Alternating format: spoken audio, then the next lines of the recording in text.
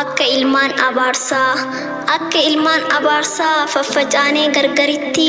maaliif hamileen horaa gola diina feertutti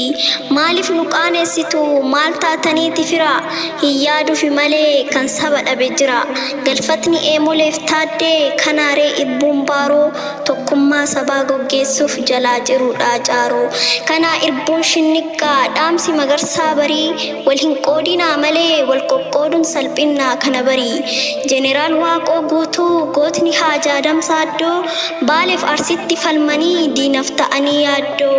gooticha daagaa deenoof misbahuu shamsaddiini oromiyaaf falmanii nurraa ajjeefteere diinni duulan alaa fi keessaa irratti bobba'amee hacaaluun shawaa qofaaf xobbetti xobba'amee maddanii osoon quufin kichummatti gu'anii eebbisaa fi usmaayyoon ganda jaraaf du'anii ganda jaraatiif jecha diinotaan qabamanii nadhii fi jireenyan jiratti dhabamanii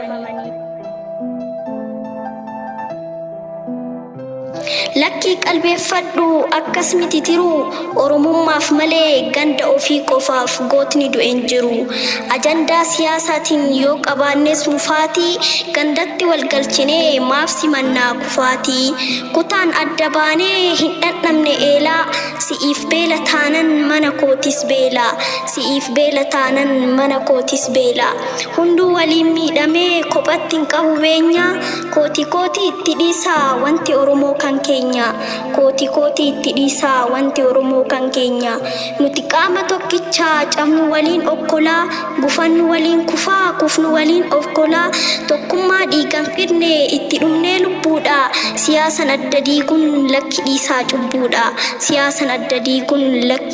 cubbuudha